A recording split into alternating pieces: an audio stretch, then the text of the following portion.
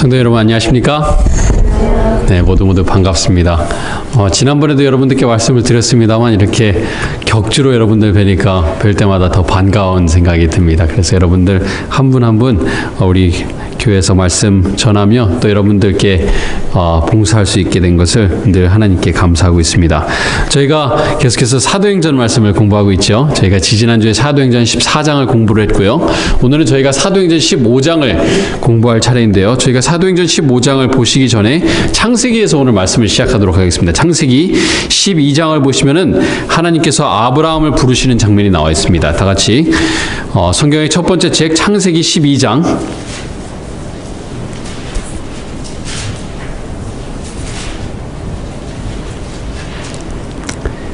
2절과 3절의 말씀을 읽겠습니다. 하나님께서 아브라함을 부르시는 장면입니다. 창세기 12장 2절과 3절 말씀입니다. 하나님께서 이렇게 말씀하십니다. 내가 너로, 아브라함에게 말씀하시기를, 너로 큰 민족을 이루고 내게 복을 주어 너의 이름을 창대하게 하리니 너는 복이 될지라. 하나님께서 아브라함에게 말씀하시기를 너는 복이 되겠다라고 말씀하시면서 너뿐만 아니라 너에게 큰 민족이 되게 해주겠다. 즉 너의 자손을 통해서 큰 백성이 나올 것이다 라고 말씀하시는데, 그 복이 아브라함과 아브라함 자손들에게만 국한되었느냐? 그렇지는 않습니다. 3절을 보시면 그게 나와요.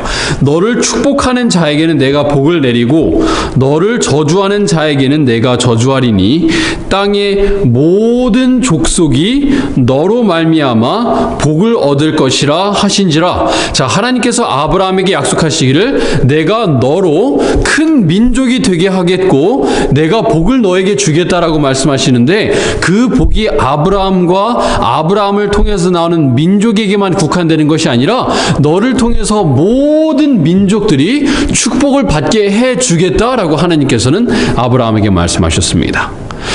여기서 하나님께서 말씀하시는 그 큰 민족은 이스라엘이라고 하는 민족이었어요. 그래서 이스라엘이라고 하는 나라가 갖고 있는 하나님께 받은 축복은 우리만 갖고 있고 우리만 꽁꽁 싸매고 우리만 즐기라고 주신 것이 아니라, 자, 내가 너에게 복을 줄 테니 그 복을 다른 사람들에게 나누어 주어라 라는 의도로 하나님께서 주셨어요. 네. 그런데 그렇게 사용되지 않은 것을 볼 수가 있습니다. 이사야 42장 6절과 49장 6절에서도 하나님께서 내가 너를 이방의 빛으로 삼겠다라고 말씀하셨는데, 이스라엘 백성들은 그렇게 할 의도가 별로 없는 것처럼 보였습니다. 예수님께서 하늘로 올라가시면서 제자들을 불러 모으시고 사도행전 1장 8절에 마지막으로 말씀하시기를 내가 너희들이 가면서 예루살렘과 온 유대와 사마리아와 땅 끝까지 이르러 내 증인이 될 것이다 라고 예수님께서 말씀하셨어요. 그런데 이제 예수님을 믿던 이스라엘 백성들이, 그리스도인이었던 이스라엘 백성들이 이제 더 나아가서 예루살렘에서 나가고 온 유대와 사마리아와 땅 끝까지 가야 되는데 그렇게 하고 싶은 생각이 별로 없었습니다. 그래서 하나님께서 무엇을 사용하시는가 하면은 핍박을 통해서 유대인들이, 이 그리스도인들이 나가기 시작했어요. 네. 방방곡곡으로 나가기 시작했습니다. 그 전에는 예루살렘에만 갇혀 있었던 그리스도인들이 더 이상 예루살렘에 있지 못한 채로 핍박을 받아서 이제 어쩔 수 없이 이방인들에게 복음의 빛이 전해지기 시작했습니다. 자, 그럼 이제 사도행전 15장 말씀을 보도록 하겠습니다.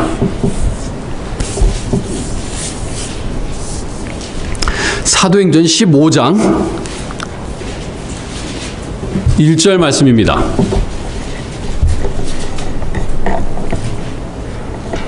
여기 이렇게 말씀하십니다. 어떤 사람들이 유대로부터 내려와서 형제들을 가르치되 너희가 모세의 법대로 할례를 받지 아니하면 능히 구원을 받지 못하리라 하니. 네.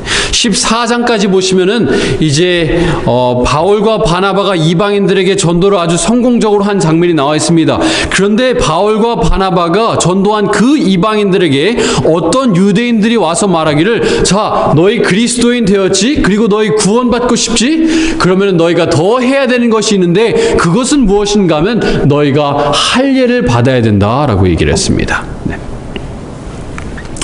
자, 그런데 이 어떤 사람들이라고 하는 사람들이 할례를 받아야 한다라고 했던 그 이유를 우리가 여러 가지 생각해 볼 수 있어요. 네. 너희가 할례를 받는 것이 너에게 영적으로 유익이 되고 여러분들에게 도움이 될 것 같습니다 라는 의도에서 그렇게 했을까요? 네. 그런 것 같아 보이진 않습니다. 네. 이스라엘 백성들이 하나님께로부터 축복을 받았고 그 빛을 이방인들에게 전하라는 사명을 받았는데 그렇게 하지 않았던 이유는 무엇인가 하면은 자기들이 다른 사람들보다 뭔가 더 우월한 것이 늘 있기를 바라는 것이 인간의 본성이에요. 네. 늘 다른 사람보다 한 발자국 앞서 있길 원하고 다른 사람보다 더 유리한 위치에 있기를 바라는 것이 우리의 가장 기본적인 본능 중에 하나입니다. 네.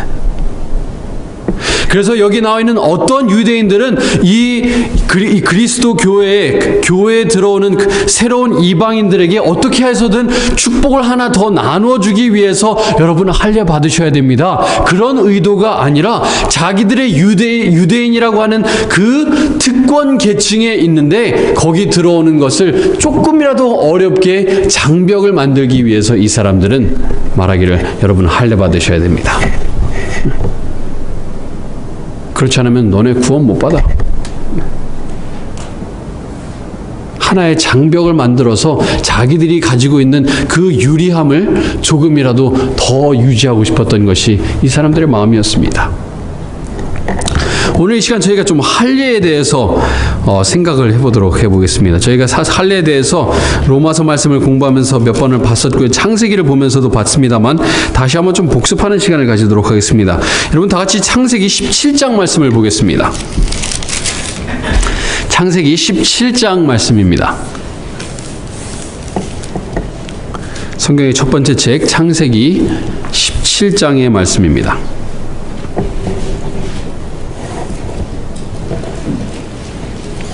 자, 창세기 17장을 보시기 전에 여러분들에게 좀 질문을 드리겠습니다.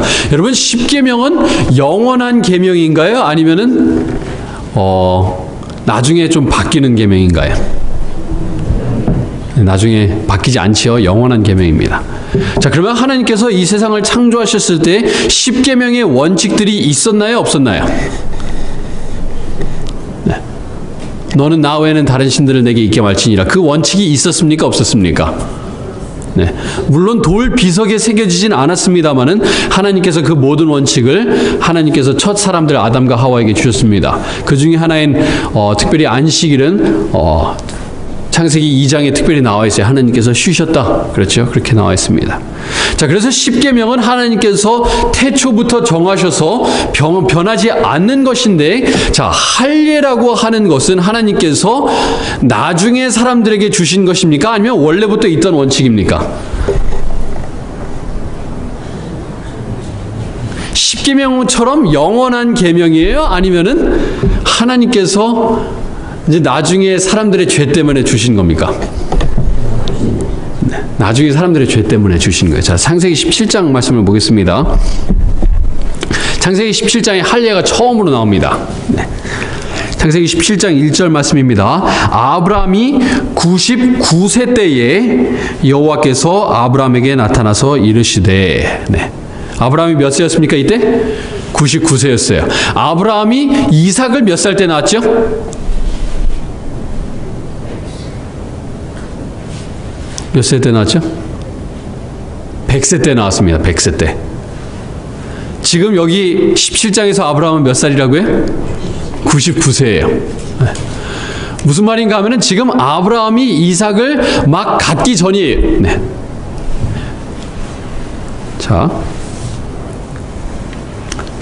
19장 17장 11절 말씀을 10절부터 보겠습니다.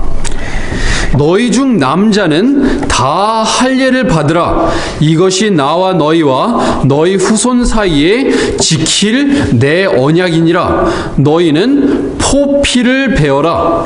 이것이 나와 너희 사이의 언약의 표징이니라. 네. 하나님께서 아브라함에게 말씀하시기를, 자, 몇 살인 아브라함에게, 99세인 아브라함에게 말하기를, 자, 너의 포피를 베어라. 포피를 베어서 할례를 행하라 라고 말씀하시는데, 포피라고 하는 단어의 원어를 보시면은 무슨 단어인가 하면은 육체를 베어라 라고 되어 있습니다. 육체를 베어라. 자, 하나님께서 왜 할례를 제정하셨을까요, 갑자기? 1000년 이상을 할례라고 하는 예식이 없었는데 갑자기 하나님께서 아브라함에게 나타나셔서, 아브라함도 99세가 될 때까지 할례 예식을 하지 않은 채로 있었는데 갑자기 하나님께서 아브라함에게 나타나셔서 내 육체를 베어라, 내 남성성의 상징에 너의 육체를 베어라고 하는 그 일을 갑자기 왜 하나님께서 시키셨을까요? 좀 이상하다고 생각하지 않으세요? 아담도 하지 않았고, 그 이후에 노아도 하지 않았고, 에녹도 할례를 받지 않았어요. 자, 그 앞장을 보시면요, 창세기 16장을 보시면 하나님께서 왜 할례를 제정하셨는지를 알 수가 있습니다. 창세기 16장을 보시면은 16장의 제목이 뭔가요? 하갈과 이스마엘. 네, 16장 1절 말씀입니다. 아브라함의 아내 사레는 출산하였고 출산하지 못하였고 출산하지 못하였고. 하나님께서 아브라함에게 75세 때 나타나셔서, 자, 내가 너로 큰 민족이 되게 해주겠다 라고 약속하시고 나서 몇 년이 지났는가 하면은 10년이 지났습니다. 네. 아브라함이 이때 85세입니다. 10년이 지났는데 하나님께서 약속을 지키셨어요? 지키신 것처럼 보입니까? 안 지키신 것처럼 보입니까? 안 지키신 것처럼 보여요. 분명히 하나님께서 아브라함에게 내가 너로 큰 민족을 이루겠다라고 하셨는데, 아브라함이 나이는 차고 이제 곧 죽을 날이 얼마 남지 않은 것처럼 느껴지는데, 그리고 자기의 아내는 이제 생리 주기는 다 끝났는데 폐경이 된 채로 이제 아이를 낳을 수 없는 상태인데 기적이 일어나질 않습니다. 그래서 1절에 계속해서 이렇게 나옵니다. 출산하지 못하였고 그에게 한 여종이 있으니 애굽 사람이요 이름은 하갈이라. 사레가 아브라함에게 이르되 여호와께서 내 출산을 허락하지 아니하셨으니 원하건대 내 여종에게 들어가라. 자, 하나님께서 정하신 그 약속을, 우리에게 주신 약속을 지키지 못하셨으니까 우리가 어떻게 하자는 것입니까? 우리가 하나님을 도와드리자는 거예요. 지난 10년 동안 하나님께서 그 약속을 지키실 수 있는 능력이 없는 것처럼 보이니까, 여보, 당신이 들어가서 당신의 남성성을 사용해서 하나님께서 지키지 못하는 그 약속을 우리가 지켜드립시다 라는 얘기예요. 하나님의 말씀을 있는 그대로 믿는 대신에 우리의 육체로 하나님이 하지 못하는 일을 합시다라는 거예요. 하나님의 말씀보다 내 육체에 대한 믿음을 더 갖는 거예요. 네. 그래서 누가 나왔습니까? 이스마엘이 나왔어요. 여종을 통해서 이스마엘이 나왔습니다. 그런 아브라함에게 나타나셔서 말씀하시기를, 그 바로 다음 장에 하나님께서 아브라함에게 나타나셔서 말씀하시기를, 자, 너의 남성성의 상징이 되는 그곳에 육체를 베어라 라고 말씀하십니다. 내가 육체에 의존해서 내 약속을 지켜주려고 하였느냐? 내가 믿음에 의존하여서 내 말씀에 전적으로 믿어서 하나님의 말씀이 이루어지게 하는 것이 아니라 내 스스로의 능력으로 내 말씀을 지키려고 하였느냐? 자, 내가 너의 육체를 뵐 테니까 내 육체 없이도 내가 내 말씀을, 내가 너에게 한 약속을 지키는 것을 보여주겠다라고 하나님께서 말씀하신 것이 바로 이 할례예요. 그래서 이 할례의 정신은 무엇인가 하면은 내 육체에 의존하지 않고 하나님의 말씀에 전적으로 의지하겠다는 약속의 표시입니다. 하나님께 대한. 내 무엇에 의지하지 않고요? 내 육체에 의지하지 않고 하나님의 말씀에 전적으로 믿고 의지하겠다는 표시예요. 그래서 하나님께서 무엇을 배라고 하시는가 하면은 육체를 배라고 하셨습니다. 그런데 시간이 지나면서 이 할례가 가지고 있는 의미가 어떻게 되었는가 하면은 완전히 퇴색돼 버렸어요. 네. 완전히 퇴색됐어요. 원래 하나님께서 정하신 의도는 자, 이 할례를 통해서 우리가 육체에 의존하면 안 되고 하나님께 전적으로 의지해야 된다는 것을 상징하기 위해서 주셨는데, 시간이 지나면서 이스라엘 백성들은 이 할례를 어떻게 사용했는가 하면 하나님께서 주신 의도와는 완전히 반대되는 의도로 사용했어요. 자, 그 의도가 어디에 나와 있는가 하면 갈라디아서 6장 13절에 나와 있습니다.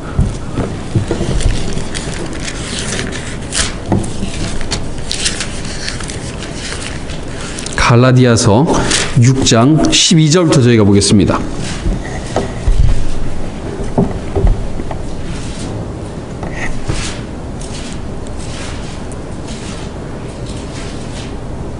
(11절부터) 한번 보실까요? 죄송합니다. 이렇게 말씀하십니다. 내 손으로 너희에게 이렇게 큰 글자로 쓴 것을 보라. 네. 사도 바울이 아마 갈라디아서를 쓰면서 6장 11절 이후의 내용은 일부러 좀 더 크고 진하게 쓴 것 같습니다. 이 말씀을 보면요. 무슨 말씀을 썼는가? 12절. 무릇 육체의 모양을 내려 하는 자들이 억지로 너희에게 할례를 받게 함은 그들이 그리스도의 십자가로 말미암아 박해를 면하려 함뿐이라. 할례를 받은 그들이라도 스스로 율법을 지키지 아니하고 너희에게 할례를 받게 하려는 것은 그들이 너희의 무엇으로? 육체로 어떻게 하려 함이라? 자랑하게 하려 함이라. 네.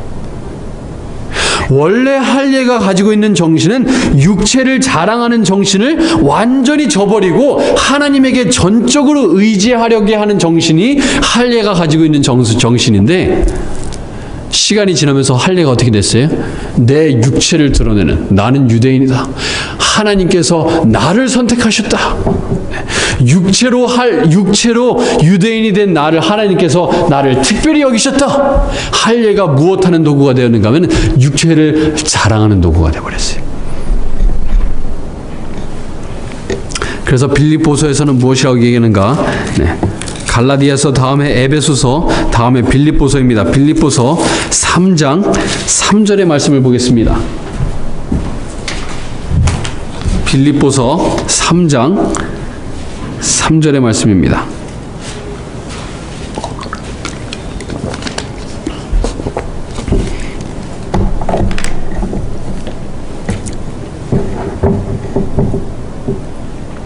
여기 이렇게 말씀하십니다. 하나님의 성령으로 봉사하며 그리스도 예수로 자랑하고 육체를 신뢰하지 아니하는 우리가 곧 할례파라. 여기서 한 단어를 더 넣는다면 곧 진짜 할례파다라고 얘기할 수 있어요. 어떤 사람이 할례파인가 하면은 몸에다가 할례를 하고 육체의 자랑거리를 삼는 사람이 아니라, 어떤 사람이요? 예수로 자랑하고 육체를 자랑하는 것이 아니라 예수를 자랑하고 육체를 신뢰하지 않는 사람이 진짜 할례파라는 거예요. 네. 그런데 시간이 지나면서 어떻게 됐다고요? 의미가 완전히 퇴색돼 버렸어요. 예수를 자랑하고 하나님을 자랑하고 육체를 신뢰하지 않는 것의 상징이 아니라 반대로 하나님은 신뢰하지 않으면서 내 육체를 자랑하는 도구로 할례가 완전히 변질돼 버렸어요. 그래서 하나님께서 어떻게 하시는가? 로마서 말씀을 보겠습니다. 로마서 2장 28절 말씀입니다. 로마서 2장 28절과 29절의 말씀입니다.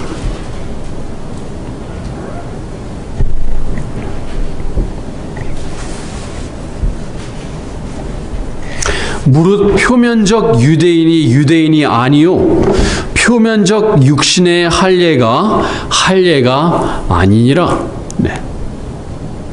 오직 이면적 유대인이, 다른 말로 마음속의 유대인인 사람이 유대인이며, 할례는 어디에 할지니? 마음에 할지니? 네, 마음의 반대말은 무엇인가 하면 육체입니다. 네. 할례는 마음에 할지니 영에 있고 율법 조문에 있지 아니한 것이라. 그 칭찬이 사람에게서가 아니요 다만 하나님에게서니라. 네. 계속해서 말하는 것은 무엇이냐면 할례가 자랑의 도구가 돼서는 안 된다는 거예요. 네. 사람에게 자랑하기 위해서가 아니라 하나님에게서 인정받기 위해서 우리가 할례를 해야 되는데, 그러기 위해서 어디에 할례를 받으라고요? 마음의 할례를 받아야 된다는 거예요. 네. 그런데 그 당시에 유대인들이 받고 있던 할례는 마음의 할례는 받지 않은 채로 완전히 의미가 퇴색되고 완전히 뒤집어진 상태로 할례를 행하고 있었던 거예요. 여기 계신 여러분들 할례를 받아도 되고 안 받아도 돼요. 육체. 네. 그렇죠? 할례를 받아도 되고 안 받아도 되는데 마음의 할례만은 받아야 된다는 얘기를 지금 사도 바울이 하고 있는 거예요. 근데 그 할례의 의미가 뭐라고요? 내 육체를 의지하는 것이 아니라 내 스스로를 의지하지 하는 것이 아니라 오로지 하나님의 말씀과 하나님에게 전적으로 의지하는 신앙생활이 바로 마음에 하는 할례라는 것입니다. 자, 그러면은 사도행전으로 돌아가도록 하겠습니다. 사도행전 15장 말씀입니다.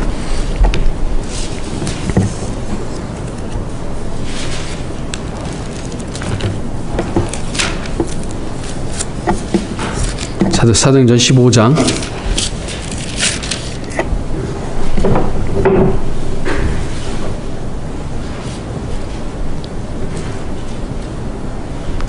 1절입니다. 어떤 사람들이 유대로부터 내려와서 형제들을 가르치되 너희가 모세의 법대로 할례를 받지 아니하면 능히 구원을 받지 못하리라 하니, 다른 말로 자 너희들 우리가 갖고 있는 이 특권 계급에 들어오고 싶니? 우리가 장벽 높여놨으니까 한번 뛰어 넘어와봐. 넘어오면 인정해 줄게. 그때 2절 말씀입니다. 바울 및 바나바와 그들 사이에 적지 아니한 다툼과 변론이 일어난지라. 형제들이 이 문제에 대하여 바울과 바나바와 및 그 중에 몇 사람을 예루살렘에 있는 사도와 장로들에게 보내기로 작정하니라. 5절 말씀입니다. 바리새파 중에 어떤 믿는 사람들이 일어나 말하되 이방인에게 할례를 행하고 모세의 율법을 지키라 명하는 것이 마땅하다 하니라. 네, 계속해서 얘기하는 것은 무엇인가 하면 자 우리의 우월성을 유지했으면 좋겠다는 겁니다. 우리의 우월성에 넘어오고자 하는 사람들을 조금 더 힘들게 했으면 좋겠다는 얘기입니다. 자, 최종적으로 어떻게 결론을 내리는가 19절 보겠습니다. 예수님의 형제였던 야고보가 모든 사람들의 의견을 듣고 나서 총회장으로서 이렇게 의견을 내립니다. 그러므로 내 의견에는 이방인 중에서 하나님께로 돌아오는 자도를 어떻게 하지 말자? 괴롭게 하지 말자. 네. 여기서 사도들과 바울과 야고보와 베드로를 비롯한 사도들이 마음속에 가지고 있던 그들의 심정은 어떤 심정이었는가 하면은 우리가 우월함을 느끼고 사람들이 들어오는 것을 힘들게 만들 것이 아니라 굳이 장벽을 만들지 말자는 얘기입니다. 네. 우리가 가지고 있는 축복을 우리만 가질 것이 아니라 다른 사람들에게 나누어 줘야 될 것이 아니냐. 네, 얘기입니다. 이 같은 이야기를 사도 바울은 갈라디아서 2장에서 하고 있습니다. 갈라디아서 2장 말씀을 보도록 하겠습니다.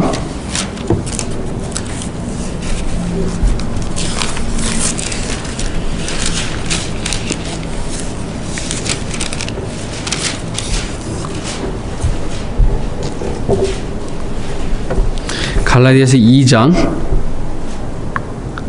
1절부터 보겠습니다. 이렇게 말씀하십니다. 14년 후에 내가 바나바와 함께 디도를 데리고 다시 예루살렘에 올라갔나니, 지금 사도행전 15장에 있는 이야기를 지금 갈라디아에서 얘기하는 겁니다. 계시를 따라 올라가 내가 이방 가운데서 전파하는 복음을 그들에게 제시하되 유력한 자들에게 사사로이 한 것은 내가 다름질하는 것이나 다름질한 것이 헛되지 않게 하려 함이라.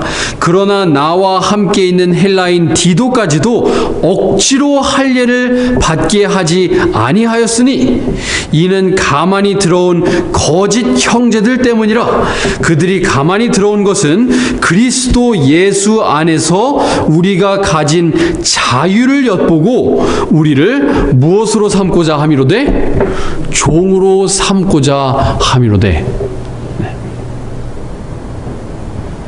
그 형제들이 갖고 있는 정신들이 무엇이었다고요? 우리가 가지고 있는 자유를 낚아채고 무엇을 주려고 한 거예요? 속박을 우리에게 주려고 한 것이다.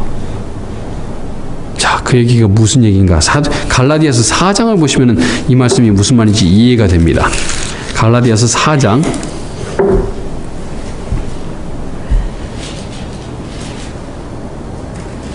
22절 말씀입니다.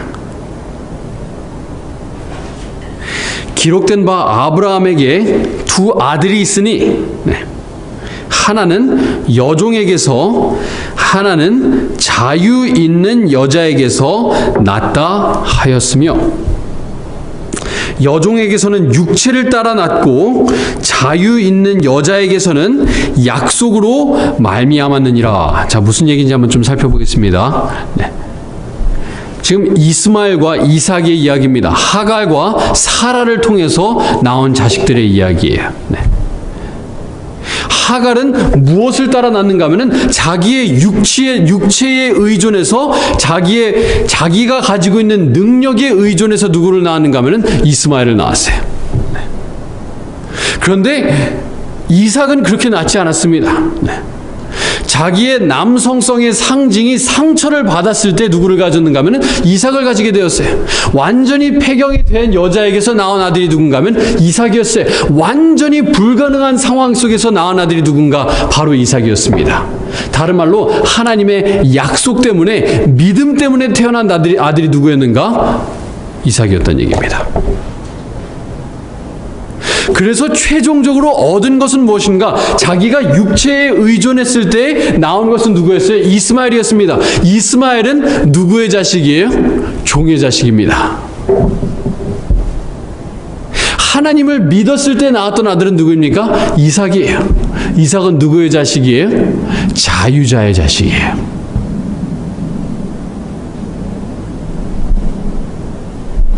이것을 지금 사도 바울은 비유를 통해서 이야기하기를, 우리가 육체에 의존할 때 우리는 우리 자신을 무엇에 가두는 것이냐면 우리 자신을 속박에 가둔다라는 것을 비유로 얘기하는 것입니다.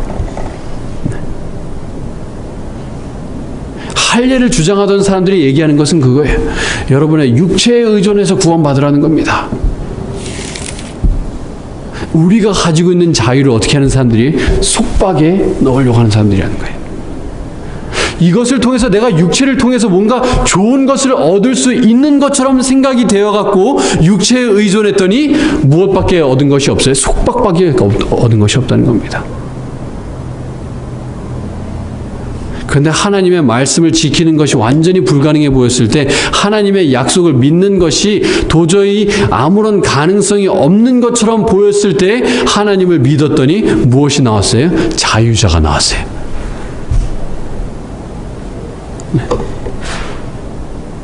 우리를 자유롭게 하는 것은 우리 자신을 의존하는 것에서 완전히 벗어나서 하나님께 전적으로 의존할 때에 우리는 그때서야 진정한 자유자가 된다는 것을 여기서 얘기해 주는 것입니다.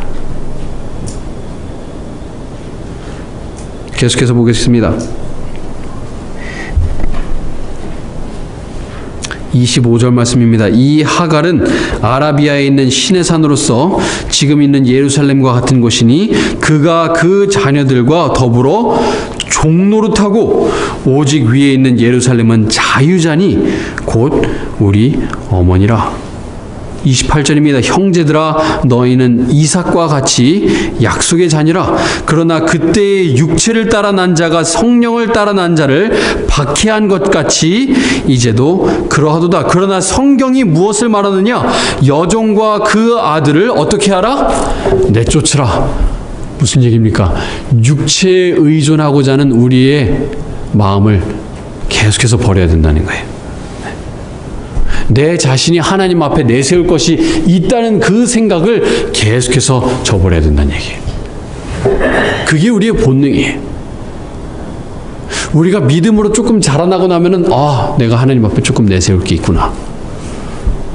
근데 어떻게 해야 돼요? 그 여종과 그 여종에게서 난 자식을 버려야 돼요. 내쫓아야 돼요.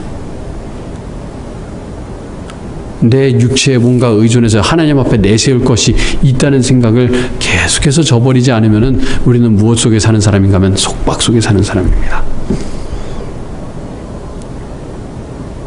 오로지 예수 그리스도의 공로에 의지해서 오로지 예수님을 통해서 성화의 삶을 사는 그런 삶이야말로 어떤 삶이라고요? 자유로운 삶이라는 것입니다.